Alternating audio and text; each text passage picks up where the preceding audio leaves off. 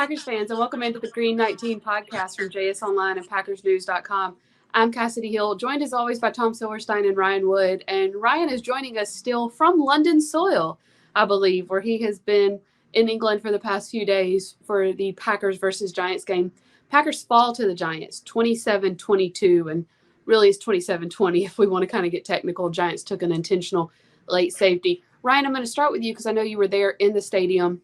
Got to be really close to the action, talked to Matt LaFleur, Aaron Rodgers, and the players in the locker room after the game.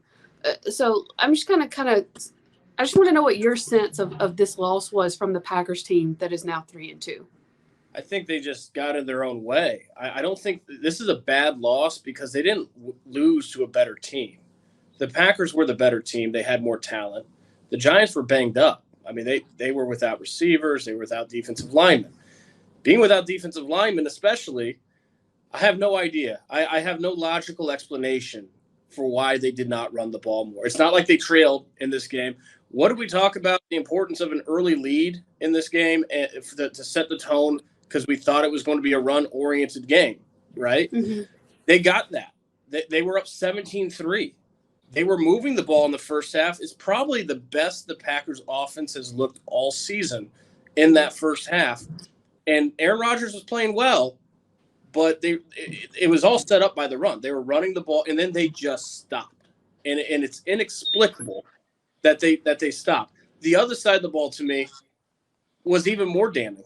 And I know that, it's maddening to see this built to run the ball, able to run the ball, not run the ball.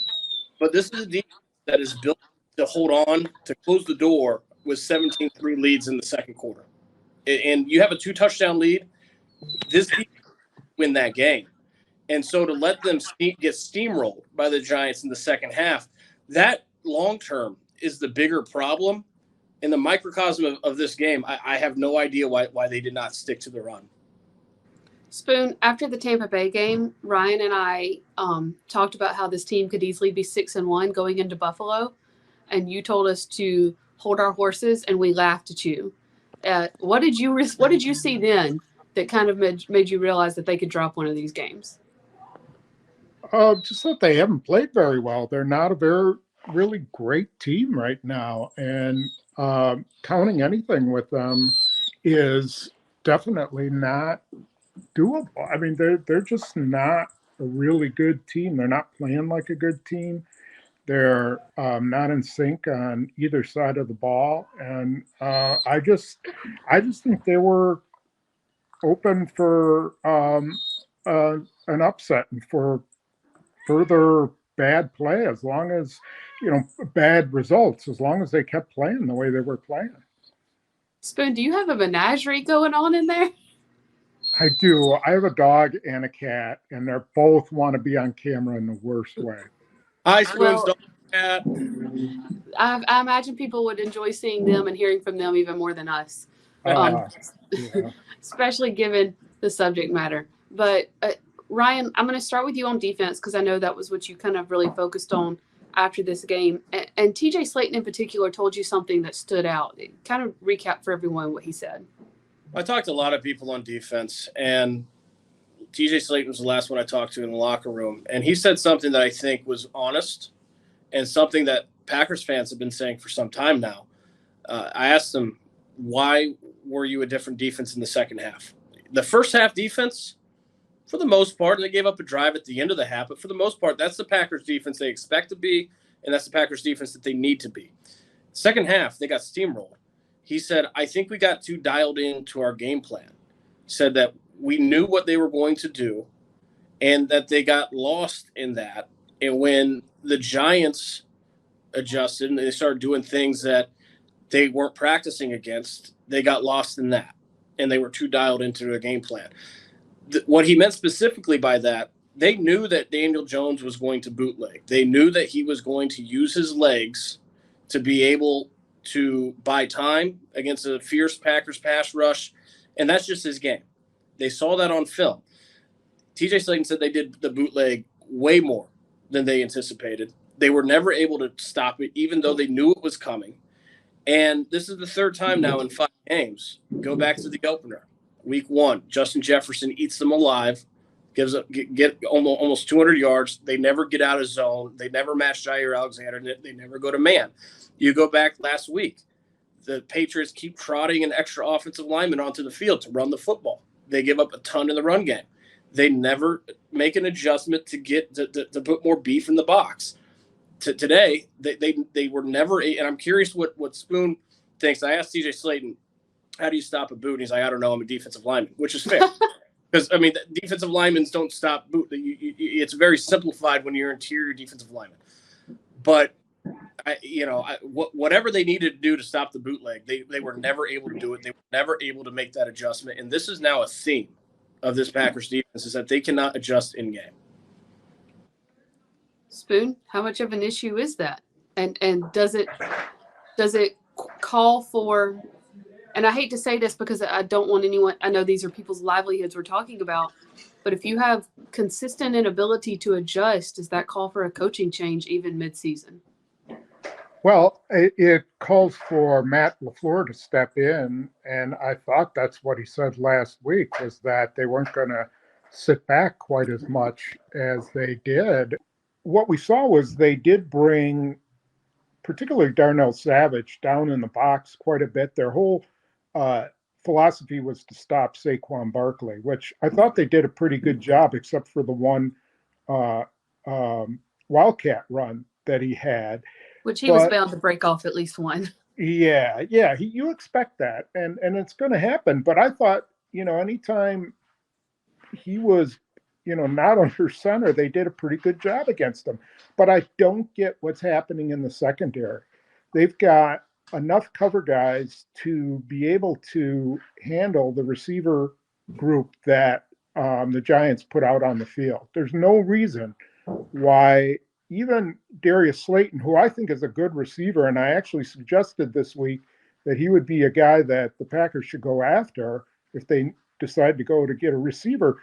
But there's no reason why Jair Alexander can't handle him, and Eric Stokes. Eric Stokes was getting kind of ripped. I just think there's some kind of dysfunction going on in that secondary because they're always behind stuff. The safeties are late getting over on the crossing routes. I'm not really sure what's going on there. I mean, Ryan, we focus in a lot on the scheme, but could that also be miscommunication? Oh, yeah. I mean, we saw it week one, miscommunication.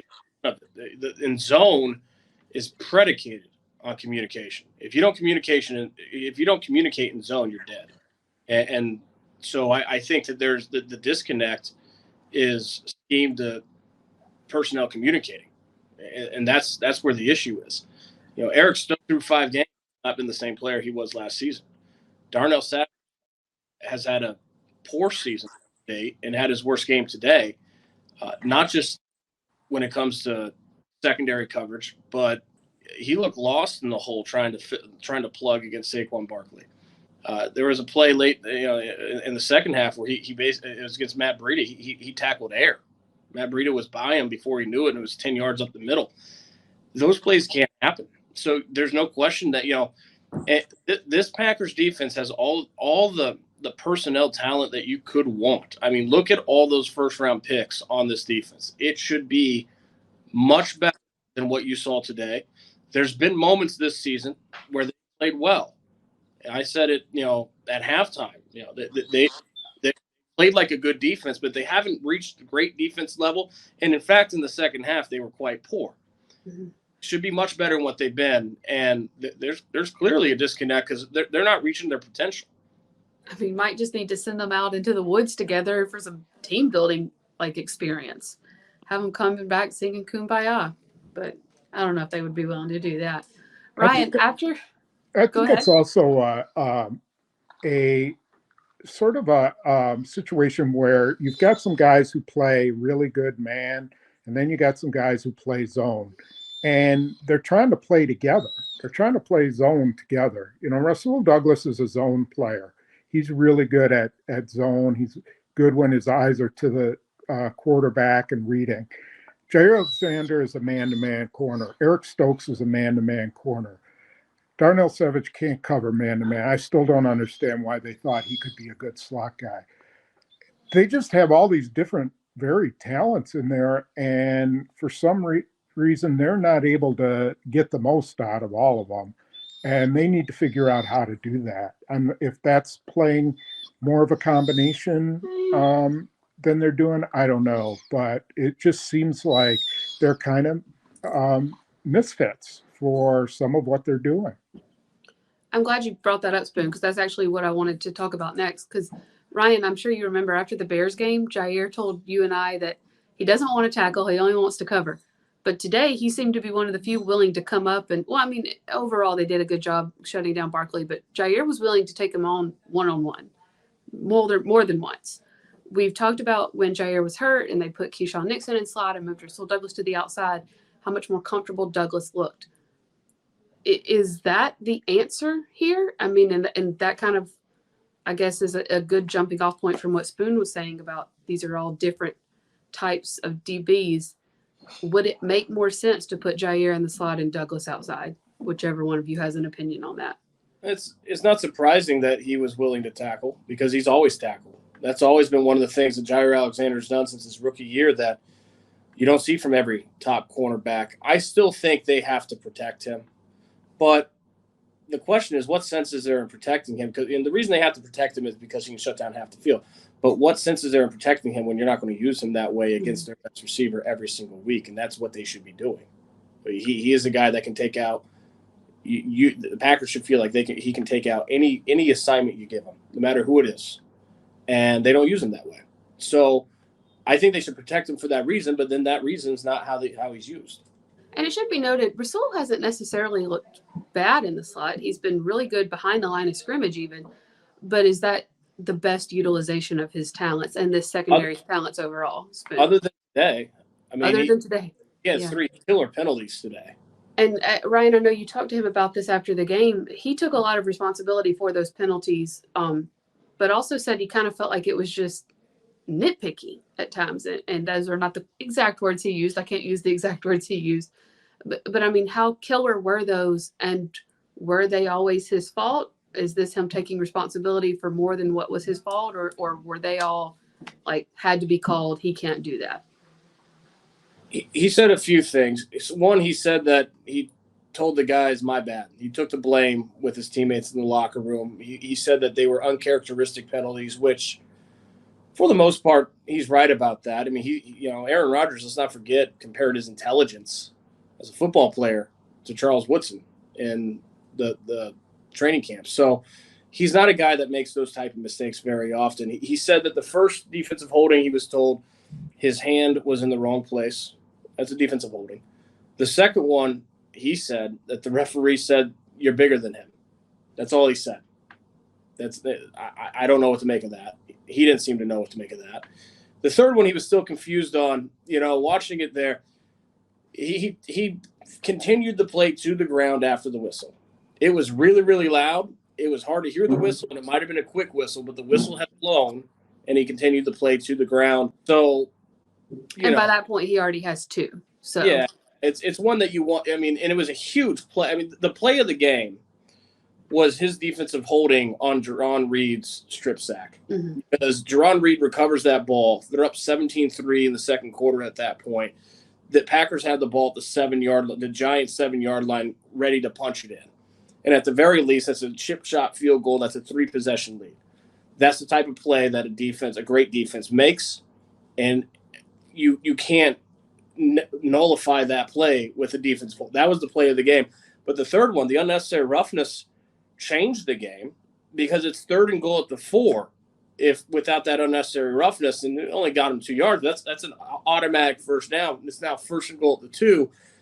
If they get a stop at 3rd and goal, a field goal, it's 23-20. The Packers were in position to kick a game-tying field goal, and who knows what happens. So they were killer penalties. I think long-term, we've seen that this defense is talented. I don't question the talent on this defense.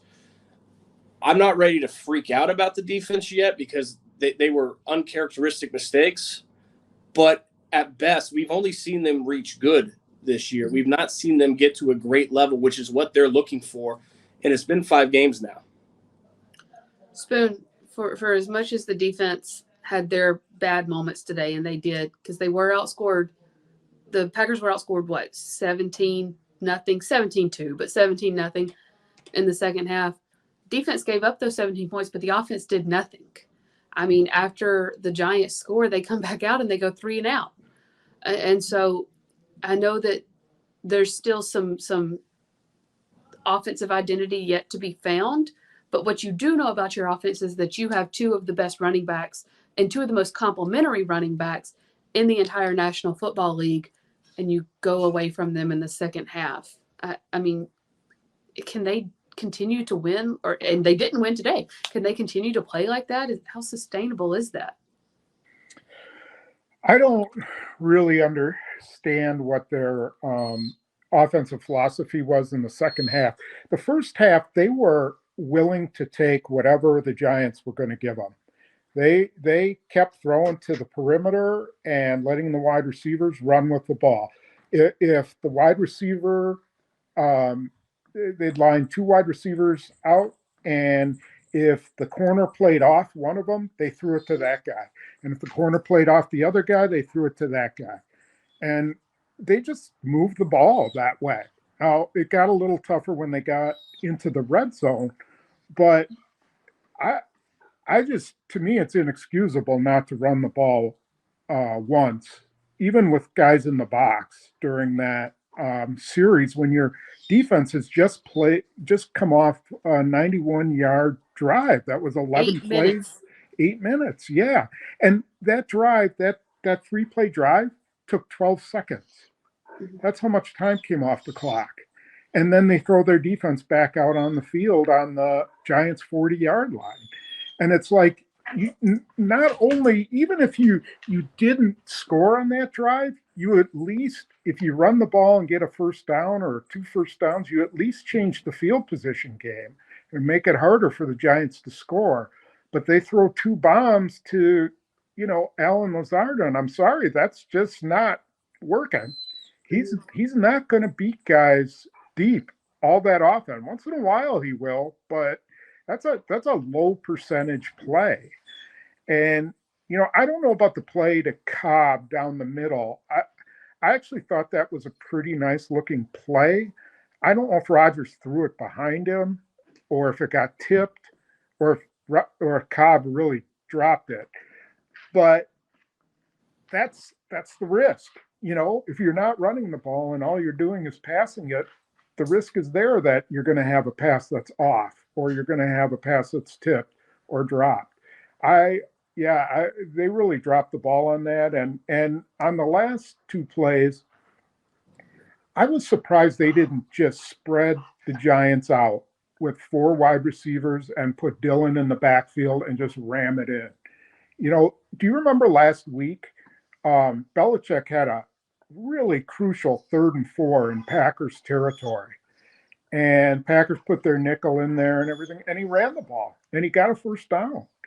And they didn't even try to do that. To me, that was just, you got to go with your money guys there, and they didn't. Did you see what Aaron Jones had to say about that after the game? And I did not talk to Aaron Jones after the game. I was talking to the defense. But I saw this. He was in a group setting, and I saw this with on a tweet from Cody Krupp of Fox 11. He said, you give me or A.J. Dillon 2 cracks to get 2 yards, I like our chances. And I will tell you, that is the first time in Aaron Jones's career that he's ever said, give me the ball. Yeah. He's never said that before. This is the first time. It was inexplicable. I mean, I don't understand. It was fitting because 39 passes, 19 runs from Aaron Jones and A.J. Dillon. It was fitting that they were in a clear run situation, and they threw the ball twice, and it got batted twice. Mm-hmm. That was the only way this game could have ended. It was very fitting, but it was completely inexplicable. Let's not forget, too, not only there were some times today where they took some deep shots. There was I think it was the one to Cobb. I'm forgetting. It's in the first half, the 2nd and 8 from fringe field goal range. They took a deep shot, and then it was incomplete. and then the next play on third down, Rodgers got sacked and it was out of field goal range. That's 3 points right there. But his accuracy has just not been there on the deep ball all year. I can think of one really well-placed deep ball all season, and it was the second half last week against the Patriots to Allen Lazard right sideline. Mm-hmm. I can't think of another one. The Dobbs one, the very first play. The Dobbs one that he dropped was a good throw. Mm-hmm. The Christian Watson one that he dropped was also a good throw. Yes. The 75-yarder, first offensive snap of the season. But time and time again, so that's what, 3? Time and time again, we have seen him overthrow deep. The one to Cobb down the middle of the field you mentioned, that was an underthrow. He underthrew that one. But it's mostly been overthrows. We're not used to seeing that from the quarterback. And one could even argue that deep shot to Allen Lazard down the left sideline, that was an incomplete. Lazard almost had it. He was going to have to make a circus catch, and it would have been a hero catch on what was really kind of a hero throw. But, I mean, Spoon, let me ask your opinion. A little more touch on that ball? Do you think Lazard's able to bring it in? Maybe. I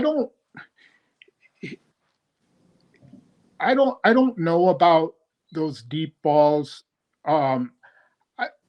He was just off, and you have off days like that. There's going to be days like that. He's had 5 off weeks. Yeah, he's not. I mean, his deep ball. He's been always, to me, a guy who throws great back shoulders. He throws deep down the middle beautifully. He doesn't throw deep as well as he used to, but like the play to the deep ball to Dobbs where he was double covered, mm-hmm. and he threw it well over the safety's head. Now, I don't know if he was throwing that away because he saw double coverage, but I thought that if he would have left that out, in the open and let Dobbs go and get it a little more, just keep leading him out to the left and keep the ball a little shallow and underthrown, give Dobbs a chance to make that play. I think he can make that play. So I don't know. I don't know if there's pressure. I got to go back and look. Some of those, maybe there was some pressure in his face. Are you talking about the Dobbs one that was to the end zone? That was yeah. I think he got hit as he threw that, if I'm remembering correctly. That was the 2nd and 8 that I mentioned, where I don't for the life of me understand why they could have shot. Yeah. It was just a bad decision. They got to get to a philosophy. They got to get Rodgers to a philosophy where they're more of a running team. Either that, or they got to go out and get somebody. They have to get a wide receiver who can stretch the field, because they don't have that right now. They don't have anybody who's just a legit burner. Christian Watson is going to be hurt all year. Once a rookie's hurt and then he gets hurt again, that's just who he is. It's just going to take him probably a while for his body to be ready for the NFL. And so I wouldn't expect a ton from him the rest of the way. You look at a guy like Dobbs, he hasn't missed a practice. He's the kind of guy who's stable and sturdy. And it's not Watson's fault. A lot of these guys just aren't quite ready for the NFL. And so I don't know, maybe he'll be okay, but that hamstring pull, that was supposed to be cleaned up. They're going to have to go probably and get somebody. The question is how much and who do they go get? I talked to Christian Watson after the game, and he said that the hamstring felt good. That he missed a week, and it felt good coming into the day, and it just he said he got held. He wasn't complaining about a no call. It's one of those contacts during a route that happen in NFL games. He got a little contact, and he just felt it grab again. And he's not too concerned about it, but it's concerning that it keeps happening, and he can't stay healthy. That's an issue. I mean, we've seen that over and over again with rookies, where their first year, they're just not physically ready for whatever reason, or they get an injury and they're behind the 8 ball and they don't catch up. So, that's something to watch with him. It wouldn't be surprising if that's the way his season goes. Yeah. Christian Watson is a good transition, though. Let's say he does get the hamstring back and right and is able to come back and be okay. We saw him take over kickoff return duties today for Amari Rogers. Amari Rogers was kept on punts. He fumbled a punt that fumbled into Josiah DeGuara's hands, and that came out, and Isaiah McDuffie was able to take it back over. After that, the Giants didn't punt again until the very end of the game, and Amari Rogers was back out there. But at that point, Christian Watson had pulled the hamstring.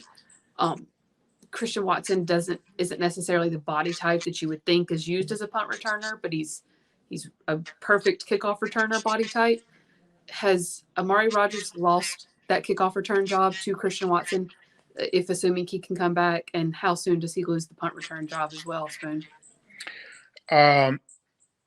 It depends on Christian Watson. I don't know if Christian Watson should be their kick returner. I think they should hurry up. Well, not hurry up, but they should start. If he's ready, they should start the window on Kylan Hill, because Kylan Hill was an excellent kickoff returner last year before he got hurt. And so they may need to just start the window on him and start to get him ready and try to use Watson if they can. And if not, then they go with Rogers.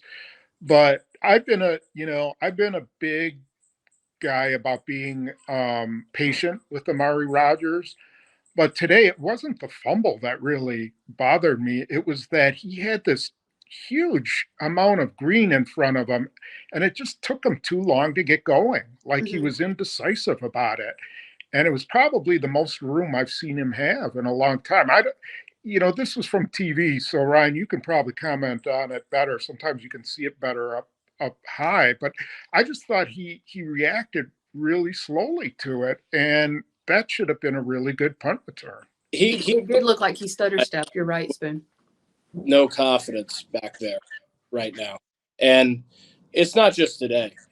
He's looked like a guy since his rookie year last year with no confidence back there. I don't know if I see that getting any better. And I asked Christian Watson about adding punt return duties, and that's not something he did in college. He did kick returning in college. He didn't do punt returning in college. Yeah, that's a different skill. That's a completely different skill. It's like saying a left tackle and a right guard are on the offensive line. I mean, that's true. They're both offensive linemen. Those are different athletes. Different positions. So Christian Watson said there hadn't been really much talk at all about him taking punt return duties. He said it wouldn't be a huge transition for him, but that's not something they've discussed. He's never done it. I don't know. Kylan Hill, he's a kick returner, but not a punt returner. They don't have a confident punt returner on this. That's a problem. Maybe they could find a receiver and punt returner. You know what? We should. I know we're on special teams now, but we should. One thing that I was thinking during the game, Randall Cobb had himself a day today. Yeah, he did. He played really well. He had 7 catches, the most catches he's had in the game since the 2018 opener. You remember that game as the 20-point second half comeback against the Chicago Bears. He hasn't had 7 catches in a game since then. But that's almost exactly what the Giants wanted. Like if Randall Cobb is the one that is the best player on the Packers offense, you're going to have a good day at this point in his career. Take nothing away from the day he had. He played well. But this offense is, if Randall Cobb's the guy that's having a career day or the biggest day he's had in years, it means someone's not stepping up. Mm-hmm. And so they're going to have to find someone. I wonder how much of it is Romeo Doubs has put himself on the map now. Defensive coordinators have seen film of him. He's going to be a focal point of a game plan. And that's something he's going to have to figure out as a rookie, how to adjust to that, because he's emerging. And that's getting over the threshold, is being able to still win when you are the focal point of a defense of a defense you're going against. Yeah, I agree with you about Cobb, and I had felt like ever since the Tampa Bay game, he just looked faster. Yep. He was really moving well, and he looked fast again today. But he should be a 25 snap per game guy. And I think he played a lot more than that today. I don't know, but he should not be taking snaps from Romeo Doubs. Romeo Doubs needs to be on the field. I think he played 70 snaps against the Patriots. He needs to be on the field all the time. He's their really he's probably their best receiver. I mean, Alan Lazard will wind up with better numbers and do more, but Dobbs has to continue to be focused on. They have to find ways to get him open. He runs well after the catch. He doesn't drop many passes. He may screw up some routes, but he's tough as nails. He blocks really well. I just, to me, they got to admit to themselves that he's a guy that has to be on the field all the time. You know what Romeo Dobbs' best play of the day arguably was? That block on the Alan Lazard. Yep. Yes. That's exactly what I was going to say. That was a really good monster block. Which is not his game, by the way. That's something that he's talked so much about that in recent weeks. He's talked so much about seeing Alan Lazard block and it teaching him how important that is. Yeah, he was never a guy that was a blocker coming out of college, and that's the part of his game that was a real knock on him, and he has focused a lot on that, and it showed today. Yeah, it did. And you talk about a guy whose accountability, I mean, he's there all the time. Is he the only one of the receivers who hasn't been hurt? Lazard was hurt. Yeah. Did Cobb get hurt? Cobb was sick. Yeah, Cobb was sick. Watson's been hurt. Watkins. Sammy Watkins has been hurt. Samori Torrey hurt. Yeah, so, LaFleur's always talking about accountability, availability. Well, he's the most available guy. And so, he's anyway, doing everything I spoke my piece there. Guys, before we head off, Ryan, I know you've still got a long night and jumping back in time. LaFleur said after the game today that he was outcoached. That is not the first time he has said that this season. Next week, you've got the Jets coming to town with Robert Saleh, who knows Matt LaFleur's offense very, very well and how to defend against it. The accountability seems to be there. Now, how do you fix it, Ryan? By not abandoning the run game. I think this two-headed monster they have can run on just about anybody. They obviously didn't have a huge day against Tampa Bay, but when the offense was moving in Tampa Bay, it was behind their running backs. And you have to give your best players the football. Their two best players, other than the quarterback, and maybe even counting the quarterback, at least with Aaron Jones, their two best players are Aaron Jones and A.J. Dillon. It is irresponsible. It is incompetent to have 39 passes and 19 runs between those two in any game. It cannot happen. It's inexcusable. It cannot happen. It's why they lost today. And if you learn from losses, you won't do it again. Yeah, Spoon, coaches always like to say it's easier to learn, or it's easier to fix your mistakes after a win. But is it easier to learn after a win, or is it easier to focus on your mistakes after a loss? No, I think it's easier to learn after a loss. I think some of the things that you didn't do well sometimes get hidden by your success. So a loss can, shake your foundation a little bit and make you go in and really question what you're doing. Mm-hmm.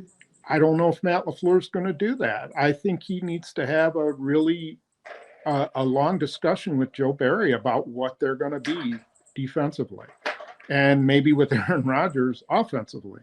But either way, I mean, it's a long season, and I'm really not terribly surprised they lost to the Giants. And I honestly think they could lose to the Jets. The Jets are a pretty good team. They just beat the crap out of Miami. Mm-hmm. They're solid. Robert Saleh is a really good coach, and they got their quarterback back. And so they could conceivably lose as, it's just really possible. So they have a lot of things that they got to work on when they get back. Mm-hmm. In Alabama, we call that a come to Jesus meeting. that they need to have in the coaches' room. Indeed. Maybe a players' meeting as well. Aaron Rodgers said after the game he didn't like hearing the talk about possibly being 3-3 because he believes in words and manifestation, and he didn't want to put that out there. However, as you said, could still happen. There is so much more to discuss from this game. We will be doing that over the next couple of days. Ryan, first of all, you get home safe. And shout out to Mercedes Lewis. Caught his first touchdown since 2020. Guys, Aaron Rodgers has thrown 502 touchdown passes, and Mercedes Lewis is the only first-round pick who has ever caught one. That blew my mind when they said that on the TV broadcast today. But, yeah, that was his first reception of the season, and it was a touchdown. So, cool moment for Mercedes Lewis. Ryan, be safe getting home. Spoon, I know you've got more coming for us this week as well. We've still got a couple more days of wrap-up coverage from the Packers versus the Giants. So stick with PackersNews.com as we finish wrapping up this game and look ahead to the Jets. Guys, thank you as always. This has been the Green 19 podcast from JS Online and PackersNews.com.